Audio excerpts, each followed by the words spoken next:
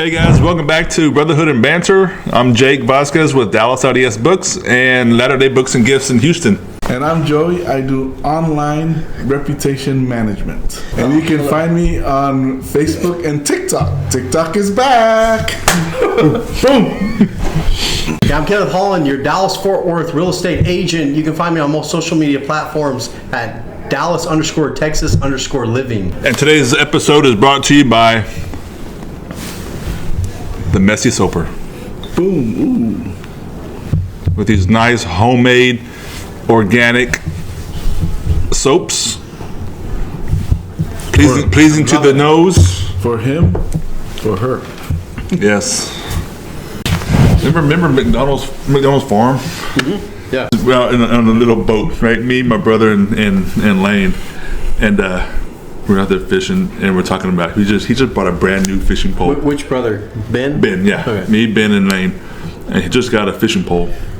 You know, we're talking about how strong they are and stuff, and we just got out on the boat, right, with a brand new pole, and he was obviously kind of boasting about the strength of these poles. Like, yeah. Who's that, Lane? Lane.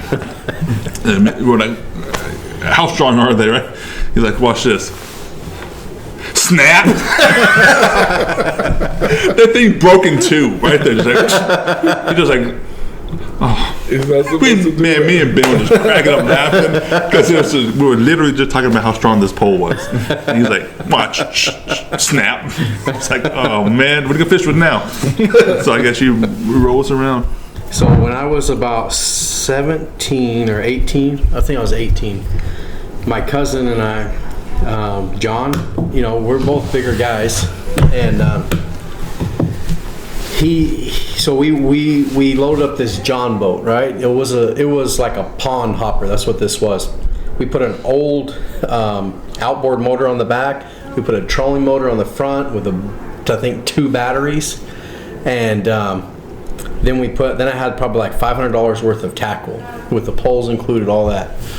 And it was windy that day, and my aunt told us before, hey, be careful because, you know, 2 teenagers just drowned. You know, I just heard about it. So, but yeah, we're fine. So we go out on Lake Bardwell, and it's really, really windy, like super windy. Get on the boat, and off the boat ramp, we're going, and it's so choppy, this water's coming on. I mean, I'm telling you, this is not a regular John boat that's on a lake. We didn't know it at the time. We learned it at that time. So all this water's coming up, and I'm like, crap, we don't have our life jackets on, nothing. I'm like, I can swim. I'm fine at swimming. And we get out, and I think there's like a 2-mile bridge, and we're halfway there, right? So we're like a mile. If it's not 2 miles, it's a mile. So we're either half a mile or a mile out from shore. And about that time, the thing is taking on so much water, and I was like, dude. I was looking back at John, and John's face goes like that too. And so he runs up to the front of the boat, and because it's like this, and about that time, then the boat just boom, flips over, and I start freaking out. Well, first I'm like, oh, I can swim. I start swimming, and it's so choppy out there, like it keeps throwing me back, the water in my face, and I can't swim very much. And I was like, I just was like, man, we're gonna drown. And so I was like, I was praying, right? And so then John, he's like, he was an Eagle Scout, and so he knew what to do. He grabbed the boat, and I was like, dude, just leave the boat. He's like, I'm not leaving this boat. And so he's like swimming with it, and he reaches in there and he grabs a life jacket, and he throws it to me. And at first, man, I swear the life jacket didn't work. So I remember saying a prayer that it would work, and it started working. But I was like, dude, let's just go. And he's like, no, I'm taking this boat with me. It was his dad's boat, and it was his dad's motor. And anyways, the motor was still on. The motor was on, but what this time we didn't know because it's flipped upside down. Right. And he's swimming with the boat. And about that time, a pontoon boat comes, and there's this real pretty lady in a bikini and everything, and I'm like, this is embarrassing. And I was like, crap. She's like, do y'all need help? And we're like, yes. So they helped us on the pontoon boat, and how the boat is so small that, and we're two big guys, remember? It's so small that they put the boat up on the pontoons, okay? Oh, wow. That's how small the boat is. So I know they're looking at us like, these guys are idiots because they're out here in the wind on this little bitty boat with the motor that's probably heavier than the boat, and there's two big guys. So they went around. They were awesome. They gathered up all the people that got on their CB, that other people were on the same channel, I guess, and they all circled around and they got as much as the tackle as we could. But I probably lost. I think I had more than $500 worth of tackle because I figured I lost $500 worth of tackle after that day because my tackle box was gone, most of my fishing poles were gone, and then my trolling motor was gone, I think, and my batteries were for sure gone, and so it was all gone. But man, it was, so we go back and it's so embarrassing because we go back to the boat ramp, with our heads down, and we gotta drive the trailer down the water, and, scoot it up by hand. It was embarrassing, man, but we did it. But we were safe. But it scared the crap out of me. I really thought we were gonna drown. I could hear my aunt saying, telling us, "Hey, remember, be careful. 2 teenagers drowned on the lake," and I was like, we're fine. But it taught me a valuable lesson to make sure I had my life jacket on the boat.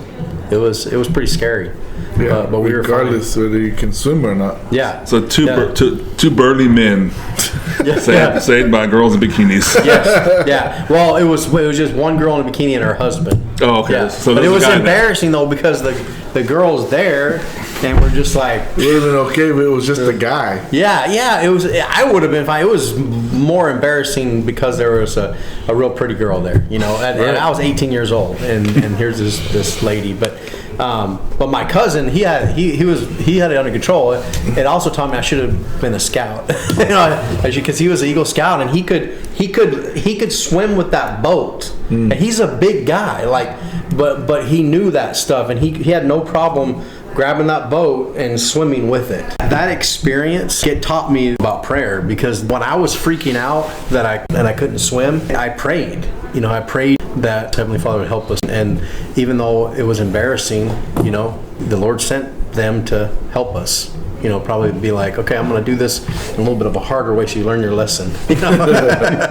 But it was a blessing. So this one is Lane, my brother-in-law, and Ben, again, my brother and I, and we were at Lake Ray Hubbard, and it had just rained, so it was still wet, the ground, and we had drove down by the lake.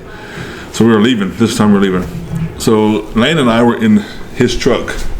Okay, Ben was in front of the truck, kind of walking fairly in front of it, kind of in front of us, a good ways, I don't know, 10, 15 feet in front of us, walking where it's dry land, so we can know where the truck. Okay. Well, we start hitting, and we feel ourselves getting stuck. So Lane's driving, so he punches it, right? Oh. So the truck starts going. It's wet, so it's not like... You have a boat trailer on it? No. It's just, we're just in the truck. All the tackle's in the back of the truck. Gotcha, okay. So the truck starts going. It sounds like it's going fast, but it's not going that fast because the tires are spinning. But we're still going, right?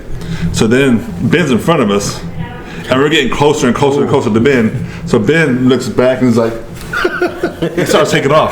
Ben's in boots, okay? He's in boots, so he doesn't have good traction. Lane's punching it because he don't want to get stuck. So we're getting closer, and Ben has his hat on.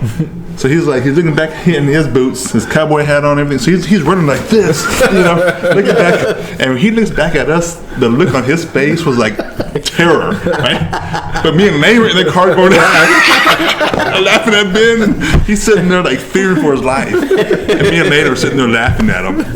And we were like this close to him, going. Oh, man. I was like, that could have been a really bad, a bad situation. Did he get in the car and tell you off? Yeah, he was fearful. He was in fear of his life. Yeah, he thought we were going to run him over. I could tell because the look on his face. I mean, he looked back at us. I was like, oh my gosh!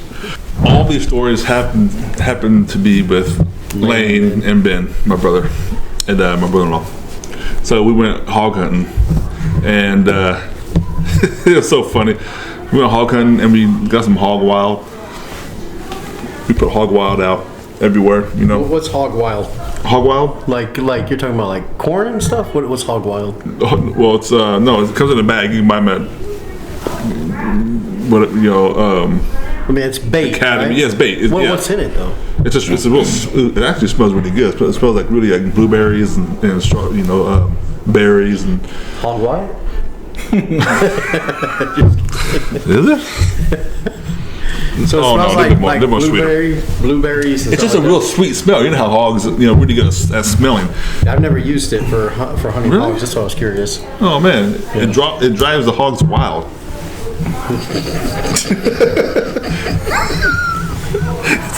I guess that's why it's called hog wild. Because man, it's serious. They come in and they eat. But we put hog wild out everywhere. And what's funny was, so we did it all, you know, and then Ben and May were yeah, I'm gonna tell you the story from their eyes. Okay, as we put it out, they go over here and they're getting ready, you know, waiting for the hogs to come in. And now this is for if you've never hunted before, then you wouldn't really get this what happened. But if you've hunted and you know what you're supposed to do and not supposed to do, you'll get this. So they put it all around. Game wardens, close your eyes. No, it wasn't that bad. Fast forward. So they're over here. I had to use the bathroom really bad, right? So I get up and I go right there. I get up and start peeing everywhere. You know, not everywhere, but I just start peeing, right? And when I'm finished, you know, zip up whatever, and I look over at them and they're just staring at me. And they're like, Just did it all over the hog wild. "Let's go, guys. Let's go somewhere else now." I'm like, "What?" You just marked They're the like, territory. "You just put your scent all over this thing. We just put all this hog wild out and corn, and then you put your scent, and now the hogs are not gonna come." So Now the hogs are gonna go haywire. Jake Wild. But yeah, so I learned my lesson. Don't pee where you put your bait out.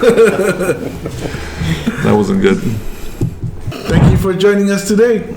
Like and subscribe and share your stories with us.